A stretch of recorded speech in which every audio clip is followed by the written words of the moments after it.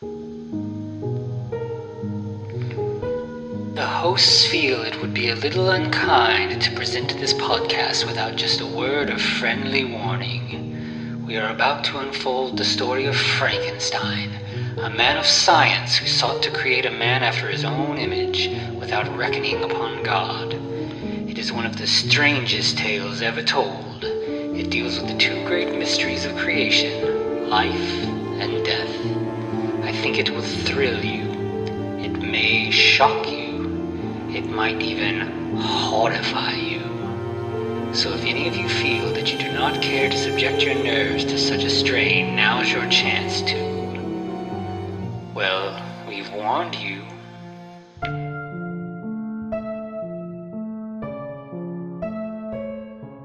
Hello, and welcome once again to the Frankencast. I'm the mad scientist, Anthony Bowman. My pronouns are he, him, and I'm joined as always by... the fly in the ointment, that is Eric Velasquez. My pronouns are also he, him. So, as promised, we're back with the fly. I decided, this has been on our list for a while, the whole Fly series, and it had been kind of like on the back burner, but we just kept talking about it during the Substance. Yeah. I think we were more talking about the Cronenberg Fly, but be patient. We'll get there in a couple weeks. Yeah. You got to settle down. You can't take the money shot right off the bat, right? Yeah. We got to start back in the 50s in the classic, post-nuclear fear sci-fi creature feature time with beloved horror genre actor Vincent Price. Yeah. Yes. Surprisingly, have we had anything with Vincent Price? I don't know if he doesn't tend to do he's more like kind of gothic horror, more. Usually there's ghosts or nothing supernatural, he rarely goes into this kind of sci-fi thing. Wow. So yeah, we've not done anything with Vincent Price? Yeah, I'm trying to think. I can't think of something we've done with him. Usually, I guess he was in The Tingler, right, which is very sci-fi but not at all Frankenstein. Right. I think most people think of him for House on Haunted Hill and stuff like that. Well, there's also Terrible Dr. Vibes or Fibes or something like that. Yeah. But so yeah, I think we may see Vincent Price again. But yeah, it is weird. He's I think a lot of people think of Vincent Price, Peter Cushing, and Christopher Lee as being the triumvirate of gothic horror. Right. Especially because I think aren't they were born one day apart from each other. Yeah. I think two of them share a birthday, and the other one's born one day before or after or something. Yeah, and they're all big. They were all in the Corman Poe movies. Oh, absolutely, yeah. Weirdly, Vincent Price, he gives off the same vibes as those other two guys, but is American. Yeah. I think most people think of him as Mississippi. Yeah. And that blows my mind. Yeah, so it was good to see Vincent Price in this. And yeah, it's interesting, it's hard to watch this now. If you haven't seen it before, you kind of already, it's hard to go into this blind. I really wish that I could. I would love to have been, an audience member seeing this for the first time in 1958 and not... Versus because having the ending just ruined for you constantly throughout history. Yeah, because it's played as a mystery, and I'm not sure, I don't know. There's a lot of hints. I think you would still figure it out even if you didn't know. But the title, for sure. But yeah, so I guess really Vincent Price is the name here. I don't think there's a lot of other actors in here that you're gonna recognize. No. And the interesting thing is based on a short story. Do we know that? Okay. I don't think a lot of people did. By British, Franco-British writer Georges Langeron, I'm guessing is his name. That explains it, because all the characters have French names. It really, right. It's American really accents, French names. Yeah. There's a couple people who try to put on French accents, and they don't do it great, but they don't hang on to it for long either. Yeah. But this was originally published in Playboy in '57. Okay. So yeah, that's that time period. Really from the '50s through the '70s, Playboy and other sort of gentlemen's magazines, published a lot of like horror and sci-fi. You know what I mean? That's where like Stephen King got his start. Kurt Vonnegut published a lot of stuff there. Like a lot of these guys, like these magazines that like nowadays are just like, you know, I mean, Playboy is basically dead. It's just like softcore, you know, nude pics and like terrible articles about like the 5 best expensive watches to make you look like a rich tech bro or something. Like it's all just horrible articles. Yeah. But you know, the joke about I only read it for the articles. At one time, you really could like draw. Yeah. So yeah, that's kind of interesting that this started there, and then you know, kind of burst this whole 5 film franchise at this point. Right. All right, so let's kick this thing off here. So we're going to start, as you said, this is basically a mystery. We have a gentleman in the, what is it, like a shipping yard almost? Yeah, it's some sort of like industrial facility. Which backs up to a family house, apparently, which that's wild. Yeah, it's very strange. So he, I think he's like a night watchman security guard kind of guy. He's consoling his cat for not getting enough. Anyway, but he hears the sound of something happening in this warehouse. He runs in and he sees a lady messing with the hydraulic machine, or hydraulic press. And she runs away, and he goes to like follow after her, and as he does, he sees the press has been pressed, and there is a person crushed under there. And of course, this is 50s. There's not like a lot of gore here, but we see a guy under there. Well, we also have blood on the press, right? Yeah. Yeah. And so then we see elsewhere Vincent Price, Francois Delorme, receiving a phone call from Helene, his sister-in-law, and she killed Andre. And he's like, "Oh, I'm really busy. I don't have time for your jokes or whatever." And she's like crying, and he's like, "What happened? Calm down. Tell me what's happened." And she's like, "Yeah, I killed Andre. You need to call the police." Like, and he's like, "Okay," and he hangs up, and like he's sitting there for a second, like, "What the fuck just happened? What should I do?" And then the phone rings before he can decide. And it's that security guard, and he's like, "Sir, I'm in the warehouse." And dude's head was crushed. And he, it's not hard for Francois to put 2 and 2 together here, and he's like, "Oh shit, this is real." Like, so he instead of calling the police station, because this kind of shows the sort of like rich, like classism kind of stuff going on here. Oh yeah, he calls the inspector directly. He's got at the Athenaeum Club. This is like a high class sort of gentleman's club, not what we would call a gentleman's club, but an actual club for gentlemen to sit around and play chess and like read books and stuff. Drink snifters of brandy and smoke fancy cigars. Yeah. And the inspector says, "Okay, I'll come pick you up and we'll go.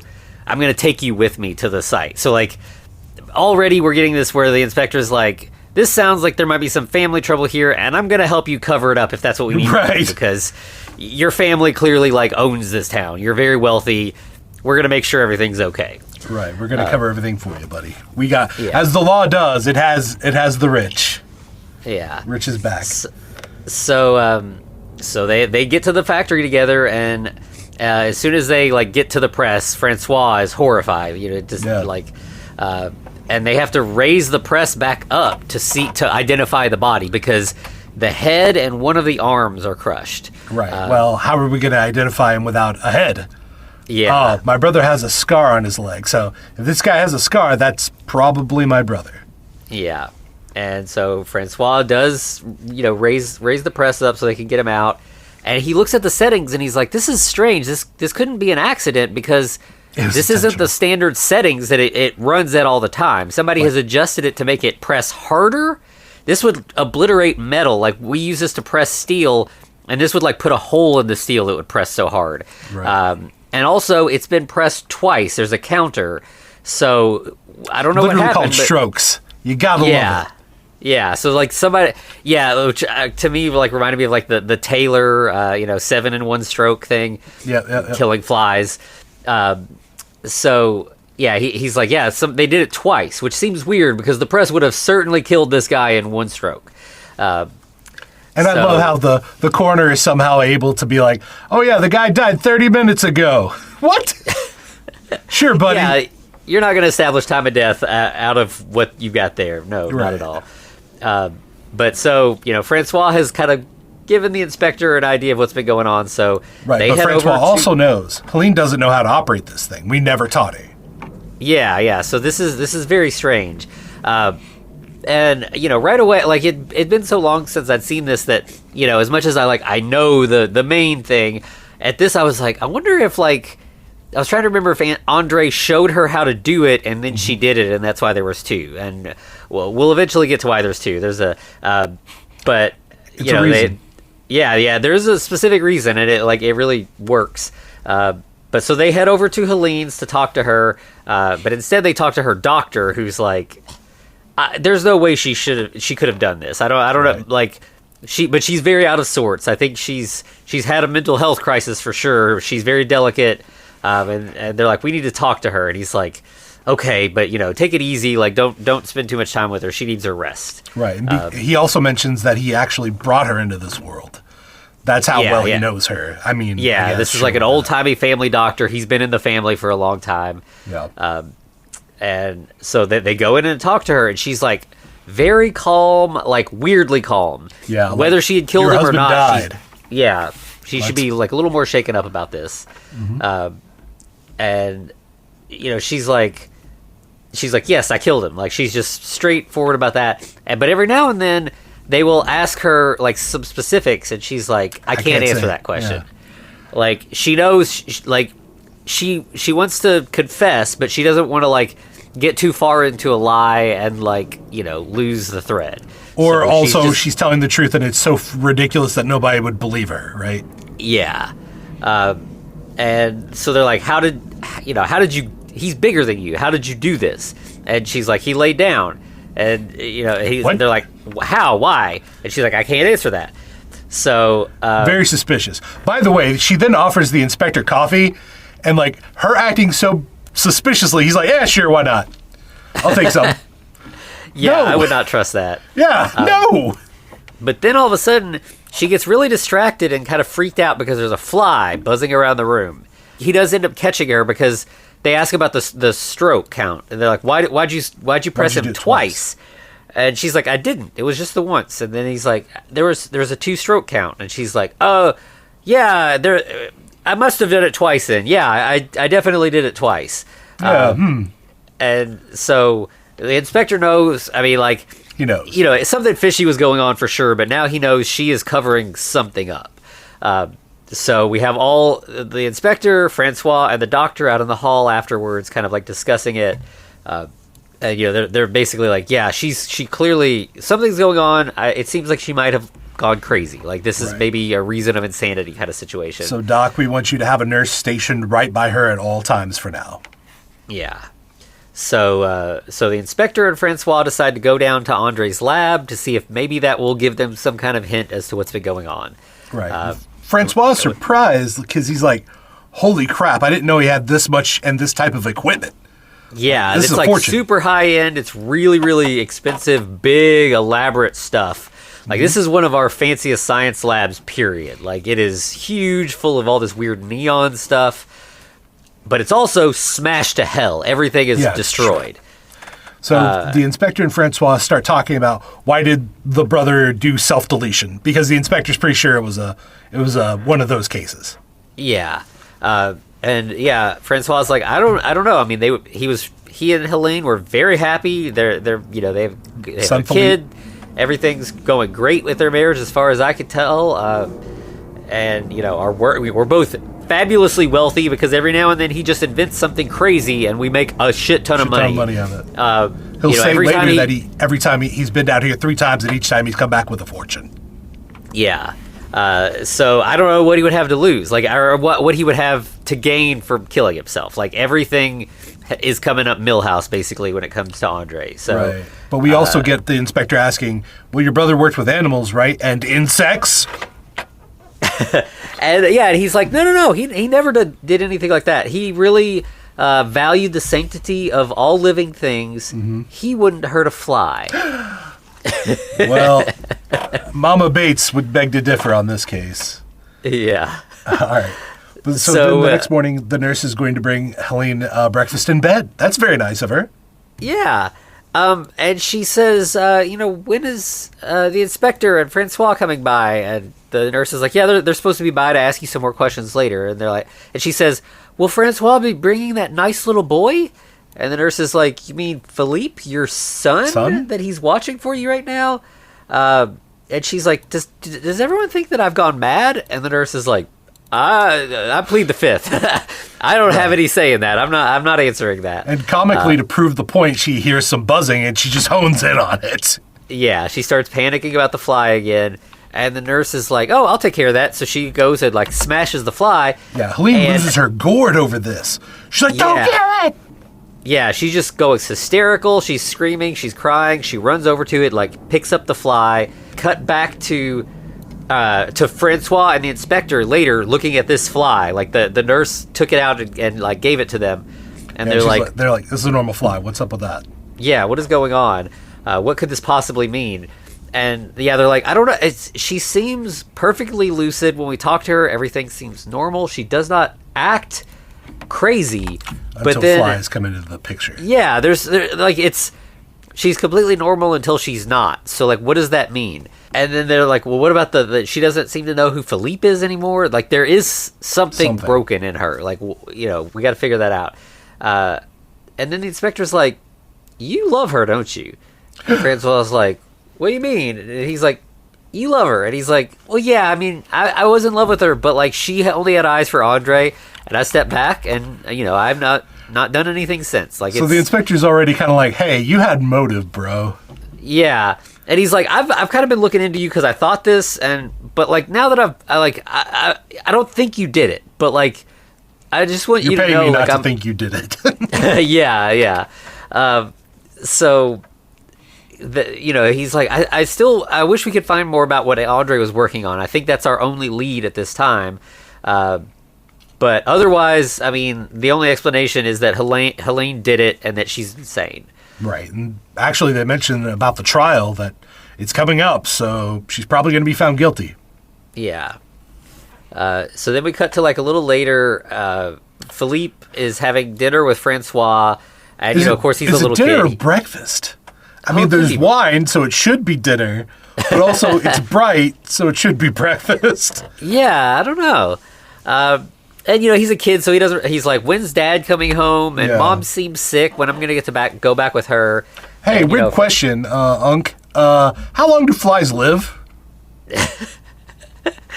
Yeah, he's like, oh, just like a couple months. I don't know. Yeah. And he's like, well, so I found this really cool fly this one day, and he had like a white head and like a weird, funny sort of leg. And I thought he was really cool, but I caught him, and Mom just made me let him go. But I saw him. He was crawling around on your desk this morning. Yeah. And Francois was like, okay, I don't know anything about that. Right. And Philippe's like, the weird thing was she made me let him go, but then later she wanted me to find him again. You know how she just changed her mind. You know how women are. Philippe and your casual sexism.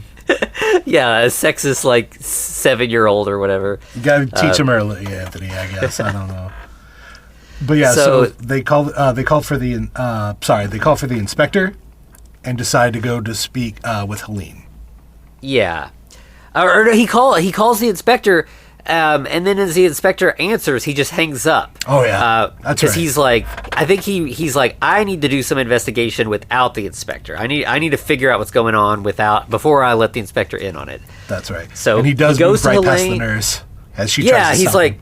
He's like, the inspector said I could go talk to Helene.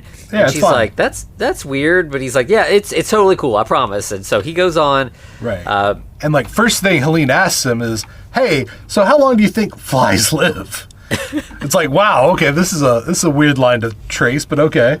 Yeah, and he's like, I don't know, like a month. And he's like, so what's up? Like, Philippe said you've been looking for a fly. And she's like, yeah, did you hear something about it? And he's like, yeah, it's in my office. I got it. It's trapped in my desk.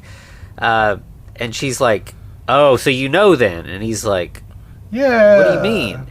And she's like, you didn't look closely at the fly? And he's like, no, it's a fly. I just put it in a jar. It's in my desk. And she's like, okay, you need to go look at that fly. And he's like, doesn't she say, promise me you're going to destroy it? Yeah. And he's like, I will destroy it if you tell me what happened. I want to know everything. And she's like, I don't know. Andre wouldn't want you to know. And he's like, all right, tell you what, hand it over, or tell me the story, or I hand it over to the inspector. Yeah. So she's like, okay, fine. As long as you promise to destroy the fly and don't tell anybody else, I will tell you what happened. And he's like, okay. And she's like, all right, so I've been pretending to be crazy. I'm fine. But I've been trying to protect Philippe because I don't want him to be the son of a hanged murderess.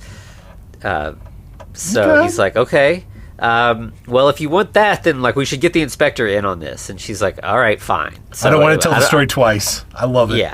Yeah. So we get the inspector in. They sit down together, and we flash back to several months ago. So now we're gonna finally solve the mystery slowly. Yeah, we get a cute little scene of Mom and Philippe, or Helene and Philippe playing. They're just wrestling on the floor. Yeah, they're having fun, and Andre is like, hey, Helene, I want to show you what I've been working on. I've got something really exciting. Right. So they go down to his lab, and he has, like we said, it's this huge, elaborate science lab, and in the center it's all of the together room, now. Yeah, like, yeah. Holy crap, this is wild already. You've really, really done something new. Mm-hmm. And in the middle of the room, there's like a glass case, and he shows her. He's like, "Do you remember this? It's like a little, or it's an ashtray, is what they say, but it looks like a little dinner plate to me. It doesn't have like the ashtray grooves that they be smoking a lot back then." But yeah, they joke about it being an old family heirloom, and he flips over and shows the camera, "Made in Japan." Ha ha ha ha ha. Yeah. And so he sets it in the case and starts flipping some switches. We got a lot of like neon glowing, lots of lights flashing. They have to put on special glasses, because it's so bright.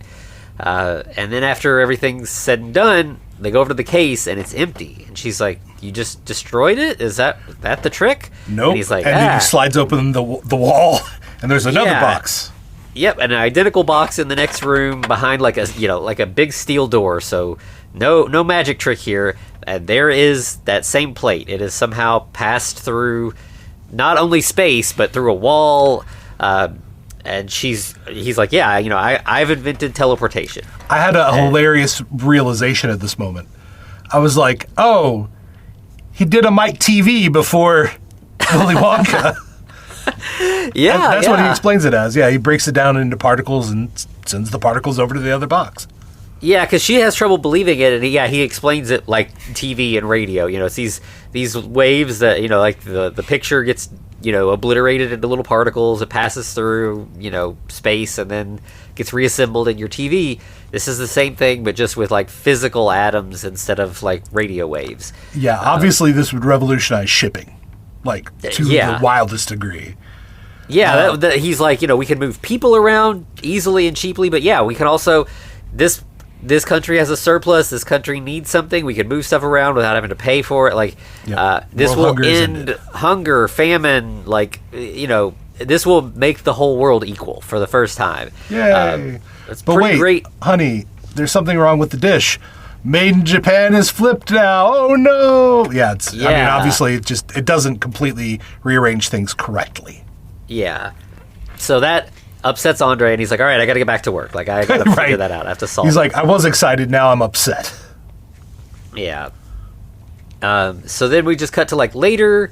He has been working a while. We see like chalkboard with all kinds of notes on it, and he takes a newspaper and he tries again, and this time it works. The newspaper comes out perfect. He can read everything. Yeah, that's when the appropriately timed cat decides to walk into the room. And he's like, "Oh, Dandelo, here you go. Here's some cream and milk just that I had. Hey, Dandelo, you're a living creature. That's the next phase of testing, right? Yeah. Let's go." Yeah, he's like, "Tomorrow you'll be the most famous cat in all the world." Well, so, he'll be all over the world, that's for sure. Yep, he puts him in the cube, does the whole process, and when it's over with, there's nothing in the other case.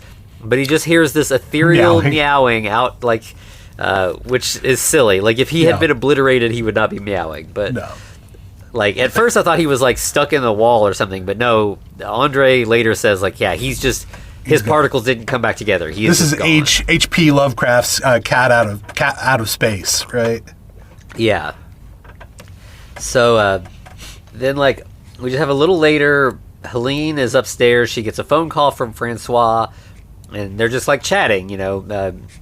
She's like, "Yeah, things are going really great here. Andre's super busy. He's got this some kind of great new project that he's, that's keeping him pretty occupied.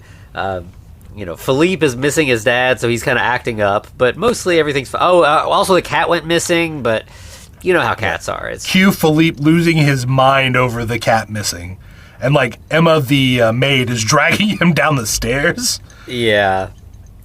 So, yeah, eventually, their conversation ends. They hang up. And then Andre comes up from the lab, and he's like, "I'm really sorry, Helene. I know I've been really distracted. I've been down in the lab a lot. You haven't seen much of me.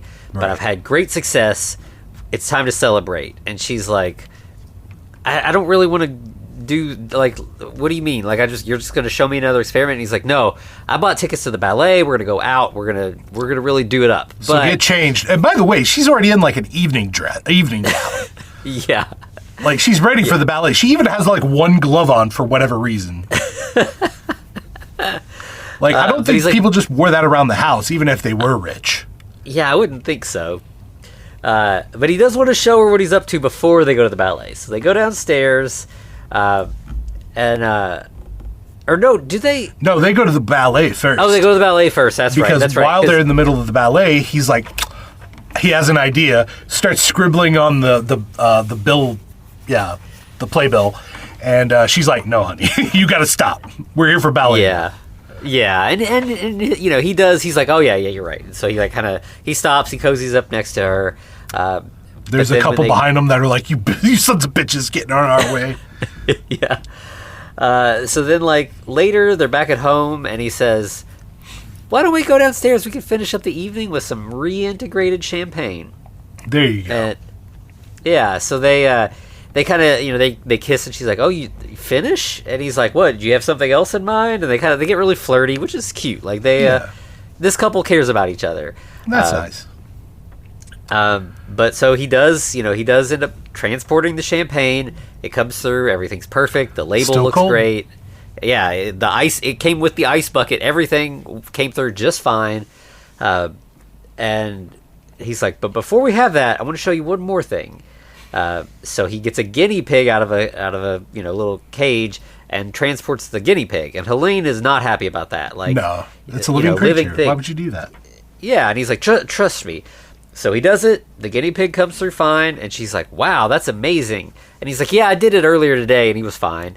Yeah, And 2 times this guinea pig survived this. And she's like, "So when are you like gonna go to the like establishment of like when are you gonna tell everybody?" And he's like, "Well, Let's wait a give it a month. month or so. Make sure that the guinea pig survives. Right, it Let's doesn't just keep an eye on him." spontaneously develop cancer everywhere. Yeah, and if he's alive in a month, we'll call it a success." And she's like, "Okay, well, can I take care of him in that time?" And he's like, "Well, it's still a her even after the transport, but sure, you could take care of her." Right, and she's like, "But hey, do me a favor, man. Don't do any more experiments." And she's like, Yeah. "Because you're playing God." Yeah, she says don't do any more experiments on animals, and he's like, I won't do any more on animals. And he's like, On "Well, animals. I should say this isn't my first animal. I did try with Dandelo about a month ago. It did not go well." And she's like, "You killed our cat?" And he's like, "Yeah, but science." Right, I She's kind of like, "Oh, dispersed him you." everywhere. I didn't kill him exactly. Yeah, he's like not really apologetic about it at all. And she's like, And- "Oh, you." Yeah, and he's like, it would be funny if it weren't for the sanctity of life and all that. You know. She's like, "I just can't believe like the world is changing so fast, and you're such a big part of it. All these advancements, it's hard to Rockets keep and up." supersonic flight. Yeah, and he's like, just take it as part of life. Like everything's gonna always be changing. Just be like Philippe. Like he just thinks this is how life is. And she's like, "Yeah, that's good." So they have some champagne, drink a toast, And then I think we just cut to like later. Helene is like in the kitchen caring for the guinea pig. Yeah. Yeah. So things, some amount of time has passed. Things seem okay. Andre is outside relaxing in the sun. Now, see, if this was a modern movie, would this be counted as a spoiler to say we don't really see any more of the guinea pig?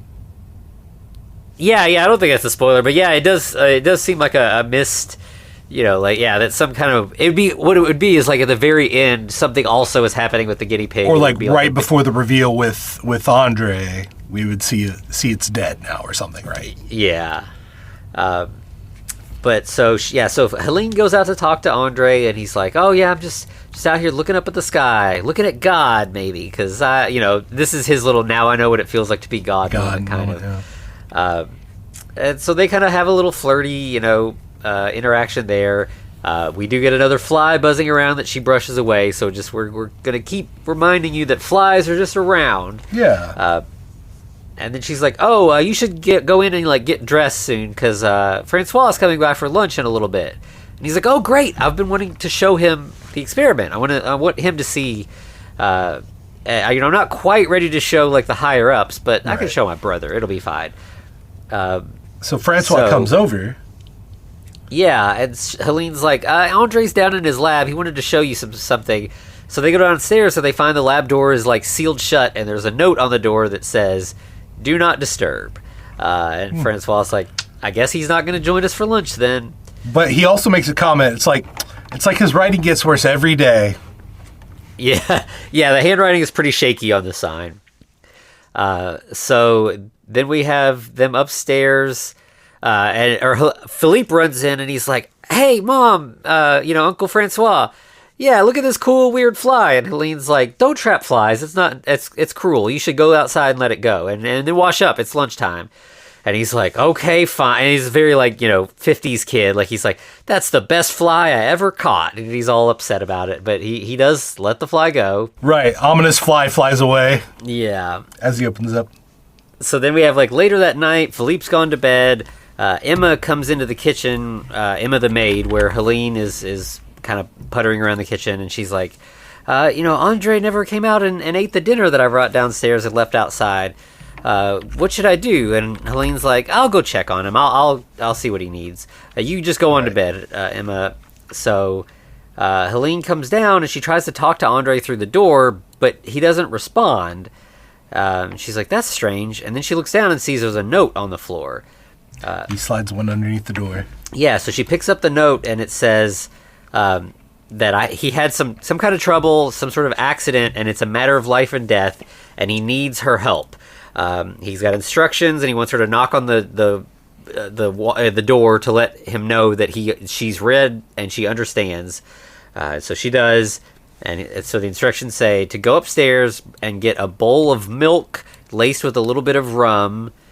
And so she as you do. Yeah, so she goes up, she gets that, she comes back down, or as she's going up, we hear a typewriter going. So he's like writing up the next instruction while she's gone.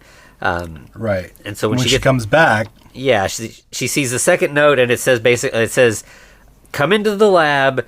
Don't talk to me. Yeah, don't talk to me. I can't speak. Don't look at me. Don't look at me.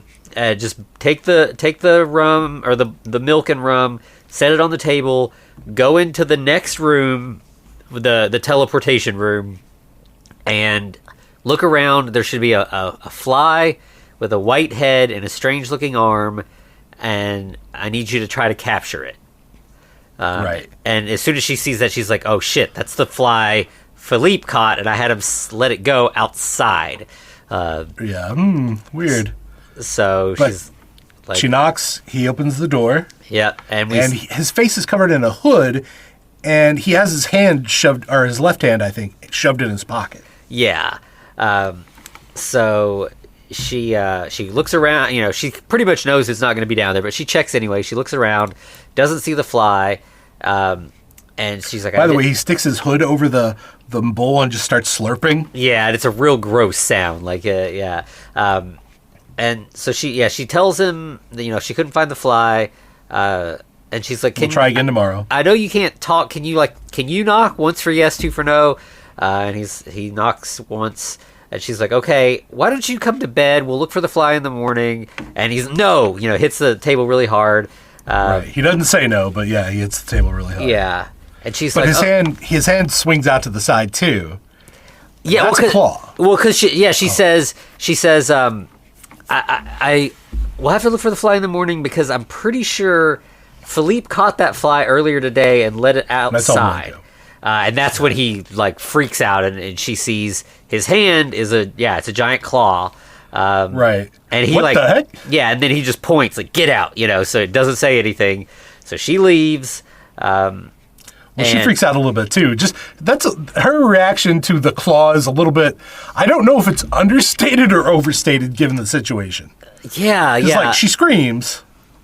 Yeah, she kind of panics. But so once she leaves, and he closes the door behind her, she still stays. She doesn't like run upstairs. And another note comes under the door, and it says, "Go to bed. Come back down in the morning. I'll stay up all night, and I will type up a full explanation of what happened." And she's like, okay, but I promise you I'm going to find that fly. Everything's going to be okay. So we cut to like the next morning. She wakes up in bed alone. And, it's like one of those things where she like kind of rolls over and her husband's gone. And then she's like, oh no, that wasn't a dream. What happened last night is real. So she goes back downstairs with a tray of food. And he a whole tray of food. I love it. Yeah. And he hands her this really long note.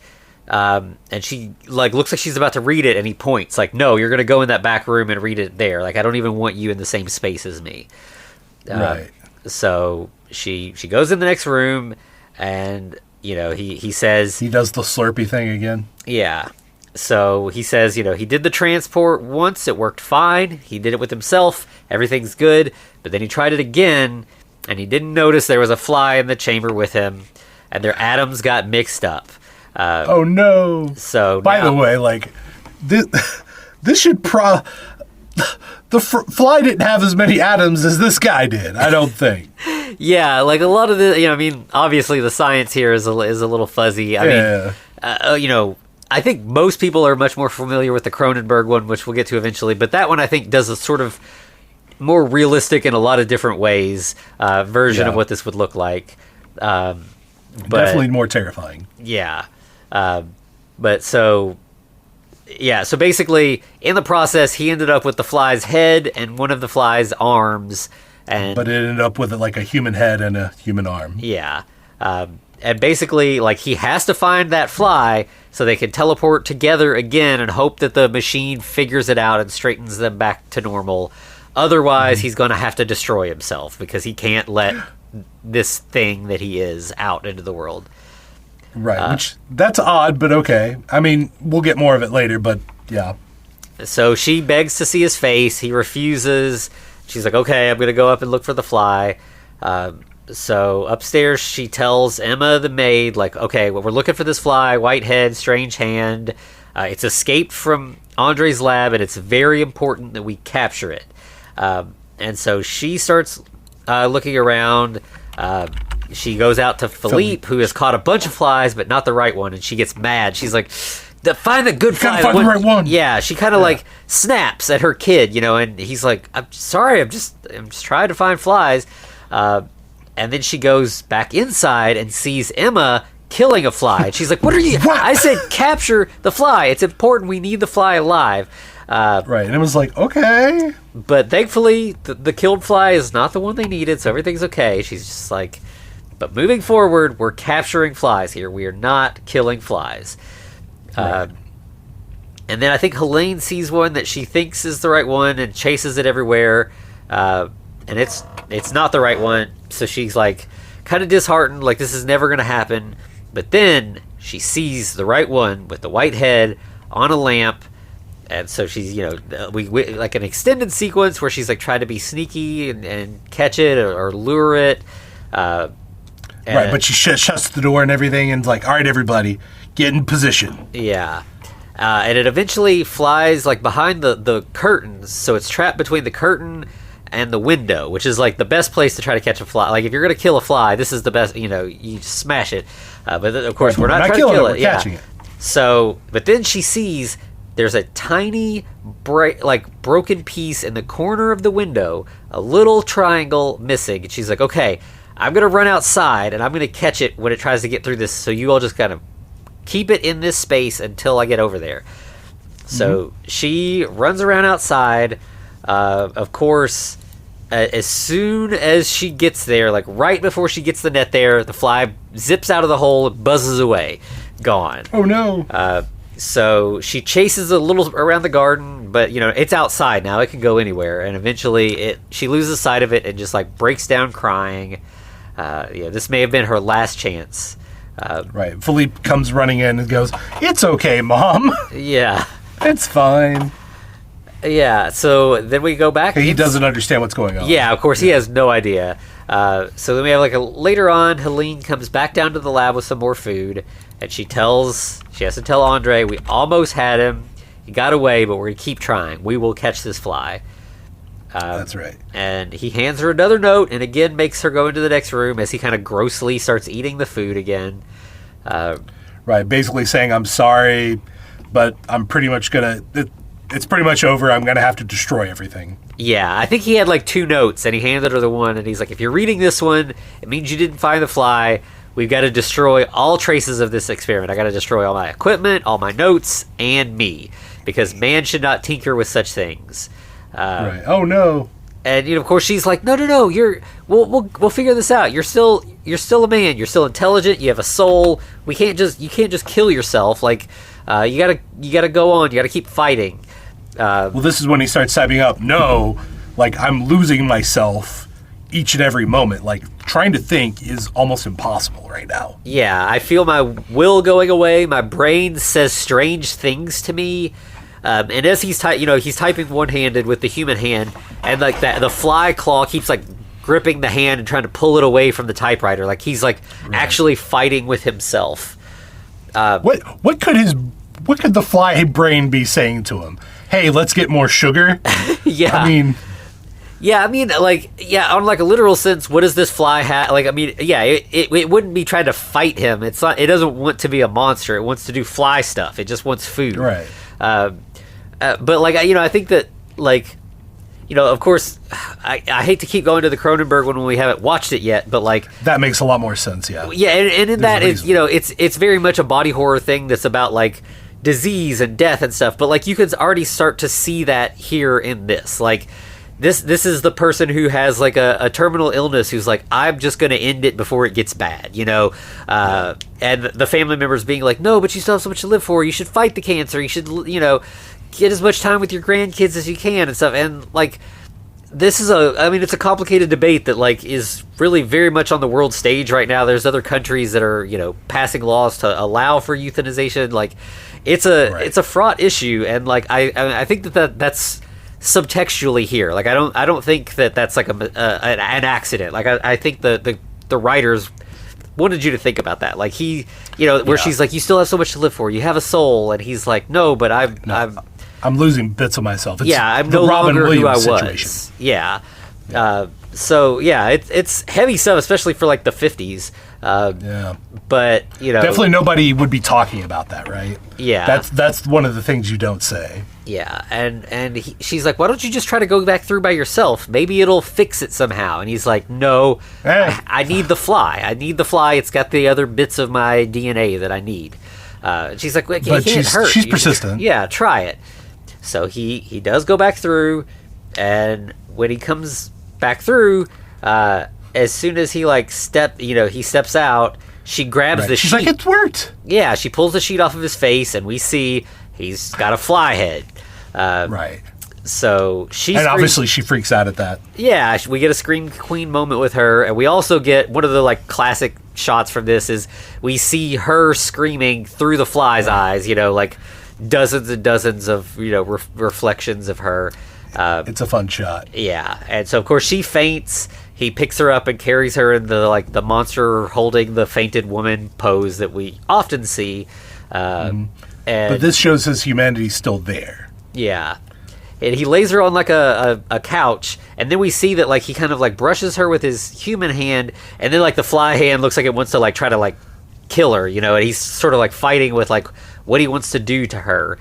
Right. And this is the last straw for him. Yeah. He just goes nuts and destroys absolutely everything. Yeah, he's smashing the lab. She starts to wake up over to the side. He picks up a bunch of notes and throws them in a barrel and lights it on fire. Right. Burn barrel right outside the lab door. Yeah. And, when he sees that she's woken up, he covers his face again. Because, she's seen it. Like, it's not he can't hide it. But, I think he's still ashamed. Like, he doesn't want her to keep seeing it. Right. He also, says, he does write down, I need your help, but don't come anywhere near me. Yeah, and he says, this is the chalkboard where his equations were. He wipes them all off, and then he writes that, and he says, yeah, don't come near me, kill fly, and then he writes, please, Plees. So, very indicative of, he is losing his mind. His intelligence is going. And the prior messages were written in cursive, but then at the very end, he wipes everything off and, barely scratches out love you. Yeah. Yeah, this is heartbreaking. He is at the very last bit of his humanity, and fighting with the fly hand the whole while. And so she finally is like, okay, yes, I see where this is going, and she kind of gives in. So, he said, don't come near me. So he starts walking up the stairs, and she follows at a safe distance. And then they head, as you said, the house is somehow connected to the big company warehouse lab area. Right. Somehow they have a perfectly pastoral, peaceful garden right next to warehouse. Yeah. Why not? So she, follows him in. They get to the hydraulic press where we were at the beginning of the movie. He points and shows her what buttons to press, and then he goes and he sets it up for her. Yeah. So he basically, he sets all the buttons, or he just points, hit this button. So he goes and he lays down on the slab, but we see that he's fighting with himself, trying to roll off the slab. She hits the button. The press goes down slowly. She sees that it's going to get away, and she has to go and kind of try to hold him in place, which would just be the worst. Well, see, I took that as different but you may be right, because I took it as her not just holding him, but also, no, I could save you. We can still try to save you one last time. But it could have been her holding him as well. Yeah, I mean, either way, she is having a lot of feelings about what she's having to do here. But then the worst part is, so she almost gets crushed in the process because the fly part kind of holds on to her, but she gets away, and she screams, which I thought was weird because at the beginning, the night watchman came in there because he heard the press. He did not hear a scream. He was screaming. But he, and in fact, when he is talking to Francois on the phone, he specifically says, I heard the press twice. So we've heard the press once already, so he would have had to have heard the scream in between the two presses. Right. But, so we find out the reason that she has to press it again is she sees that the head got crushed, but the fly got his hand loose, so the claw is still visible. And we got to do. So she's I got to destroy that too. Yeah, I have to get rid of all the evidence. So she raises it, puts the hand in place, puts the press down again. Funny story. So that means she absolutely was telling the truth throughout everything. She only pressed it once when they were it got pressed twice. Yeah. And she did know how to use it, but that's because Andre showed her in the means of self-termination. Yeah. So then we cut back to the present, and the inspector's okay, that's quite a story. And she's like, did what I do, was it wrong? And he's like, is it wrong to kill a fly monster? No, I don't think that would be wrong. I disagree. No, I'm kidding. But she's like, I'm glad it's dead. Yeah. It's not even her husband. It wasn't Andre anymore. It was a monster. So, and it kind of sounds like she's trying to convince herself of this, but so the inspector and Francois go out into the hallway, and the inspector's like, so did you believe that story? And Francois's like, I mean, it was really wild, but all the things that didn't make sense in this story. I don't know, it fits too perfectly for it to be something else. And the inspector's like, Yeah, but it's still a story about a fly monster. I don't think that's We don't have likely. evidence. Yeah, Francois like, I just trust Helene. Like, if this is what she says, it must be true. And the inspector's like, I think it's true to her. To her. Because I think she's crazy. Right. So I'll be back tomorrow with a warrant for her arrest. Yeah. She's going to jail. Yeah, she's going to the asylum. I'm gonna come. Asylum. I'm gonna come with the white wagon, basically, and we have to protect her from herself. We have to protect Philippe from her. She could try to do something to him too. Who's to say she's not gonna think he turned into a fly monster next? Right. Well, how do I stop this, Inspector? That's what Francois says, and he's like, "Find the fly, duh." Yeah. If you can show find me the fly. the other half, yeah, sure, I'll believe it.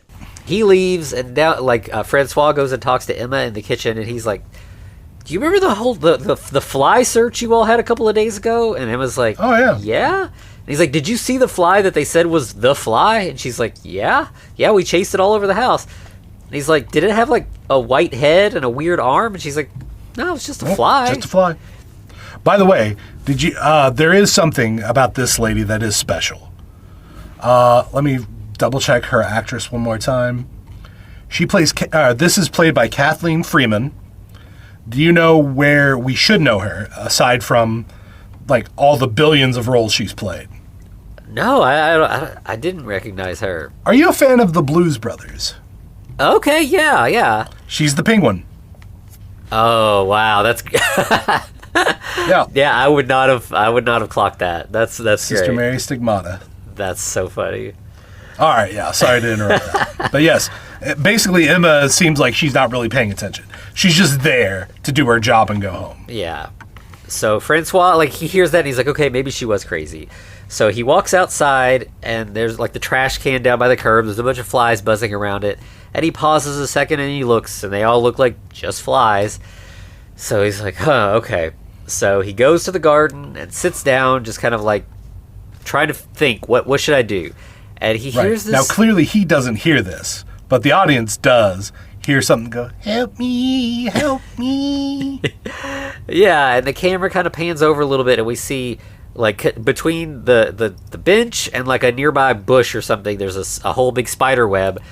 And there in the web, there's a little fly with a human head and a human arm that's, about to be attacked by a spider. Right. But Francois doesn't notice, he doesn't see or hear this, but he does see the police cars pulling up with the wagon and a bunch of people getting out. So he rushes inside to try to put a stop to this. He wants to protect Helene. And meanwhile, the nurse notices the white wagon has showed up, and she's like, all right, Miss Helene, time to put on your robe. And Helene's like, why? I'm not going anywhere. And she's like, oh, yeah, you are, honey. Yeah, you are. Yeah. And so the police and Francois and everything come in, and Helene's like, what's going on? I told you the truth. I told you the whole story. You said it wasn't wrong for me to kill the monster. Why am I going to jail?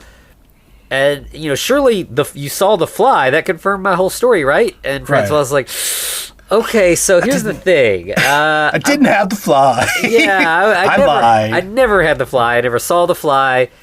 And she's like, tell them to go away. Just tell them to leave. Well, everything's fine. And he's like, I wish I could. I really want that, but I can't. And then we hear Philippe downstairs, calling, and she's like, okay, if I have to go, I have to go, but don't let Philippe see. I don't want him to see his mother like this. So Francois, go take care of him. Francois runs out. He intercepts Philippe in the hall, and he's like, I was coming up to play with Mommy. And Francois is like, why don't we go to a movie? And Philippe's like, they're not running yet. It's going to be a little later. And he's like, okay, well, we'll go to one later. Let's go downstairs for now. And then Philippe's like, oh, I saw that weird fly again, by the way. Francois is like, yeah. What? When? And he's like, yeah, just now. He's out in the garden. And he's like, where? Take me to him. And he's like, yeah, he's caught in a spider web. And Francois is like, oh shit. So he runs back in and he's like, Inspector, follow me. We found the fly. And the inspector's like, bullshit. He's like, no, just please trust me. Let's come to the garden. This will solve everything. So the inspector's like, okay, fine. I guess we're here anyway.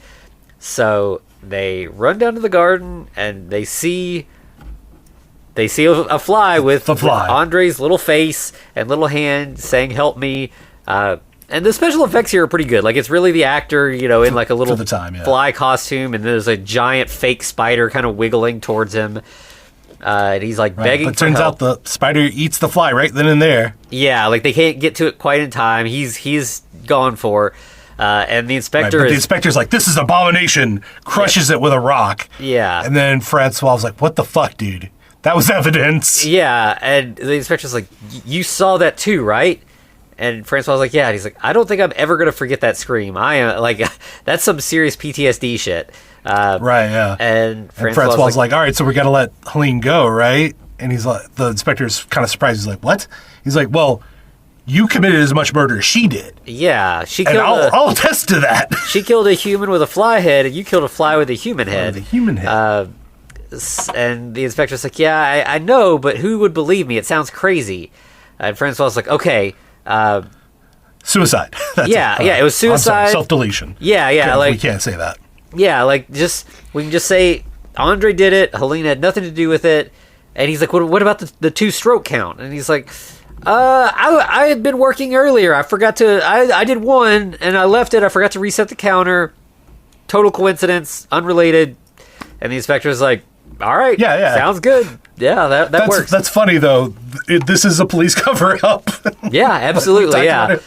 And so then we just see a little later, Helene, Francois, and Philippe are all together in the garden.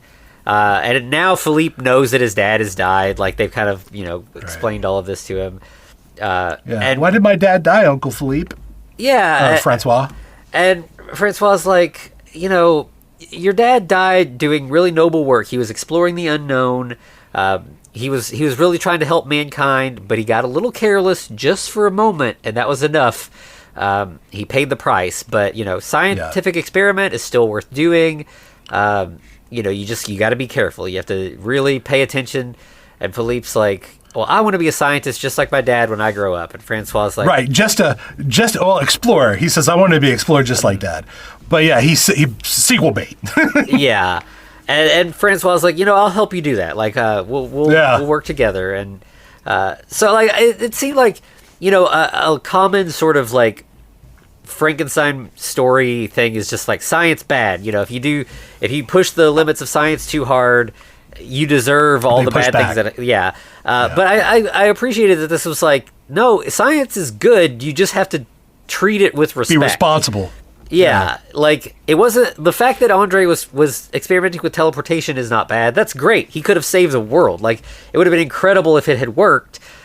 But he let his guard down. He started doing things he shouldn't have done.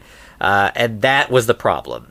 Yeah, and so like I thought that was this is a very 50s message to have. This is we've had some wars, we had some we had nuclear stuff. Like I think this is saying science can do bad shit if you treat it with the respect that it's due. But science can do amazing things. Unfortunately, some people learned the wrong lesson and just science bad. Yeah.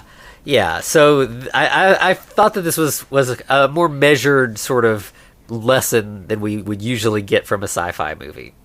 Yep, because Vincent Price is one of the best people ever, and of course he's not going to have an anti-science message. Yeah, it was good for what it was, for sure.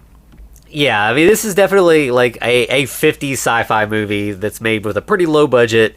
You got a guy with a fly mask and a weird fly helmet glove, kinda. like but yeah, it's fun. I mean, obviously, it's had a huge impact. Like this little short story in Playboy made this movie, and then it had a Cronenberg film. Yeah, 2 sequels to this original run, and then the Cronenberg one, and a sequel after that. And like I mean, I think that this, even people who haven't seen this movie, like this is, it's just such a part of our culture. Like I was thinking about it, like. Like the Ninja Turtles have Baxter Stockman, the fly. He is the fly because character. Of this. Yeah, it's the exact same story. Like he's just a scientist who gets turned into a half fly mutant. Right, he just doesn't fight turtles in this. Yeah, But like, it's just such an enduring pop culture sort of thing. Like this specific, like it's almost its own little mini Frankenstein story that keeps coming up. You know, like it's a variation on a theme, but like it is indelible enough that people keep exploring this specific little theme as well. Right. It's enough to set it aside, kind of like Dr. Jekyll, Mr. Hyde, The Invisible Man. They've all carved out their own niches. Yeah, absolutely. Yeah, so any other thoughts? I think that's it for this one. All right, so that's a wild ride. So, Anthony, I mean, we've got to fly. It's the beginning. We're getting ready to go into spring. You know what else happens? All the other flies return. That's right. Next time, it's the return of the fly. Yeah, so as we said, yeah, we're going to go through this whole series. So, yep, up next in the original run was Return of the Fly. So we will, which I'd seen this one. I've seen the Cronenberg 2. I have not seen these two middle ones from like the 50s, 60s era. So I have no idea what happens in Return of the Fly. We'll find out together next week. Well, we know the fly will return at least. So. Sure enough, yeah. All right. Anything else? I think that's it. All right. Where can they find us, Anthony? Yeah, so you can find us on all the socials at the Frankencast. The social media landscape's kind of a mess right now, but wherever you are, you could probably find us there. And yeah, at the Frankencast, wherever. Or you can just email us at thefrankencast@gmail.com. You can also find us on YouTube, and of course you can find us at patreon.com/thefrankencast, where, you know, we've got an extra episode every week where we look at other, you know, TV show, other, you know, shorter things, all the sort of off the beaten path things that wouldn't fit in a normal main feed episode. So we'd love to have you over there if you want to get more from us every week. Definitely. Like I said, it's a lot of fun over there. You should check us out. Absolutely. All right. Anything else we got to say? I think that's it. Well, thank you one more time, and to be continued.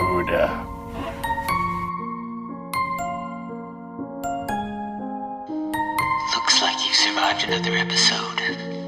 The Frankencast is a production of FCR Media. It's hosted by Anthony Bowman and Eric Velasquez.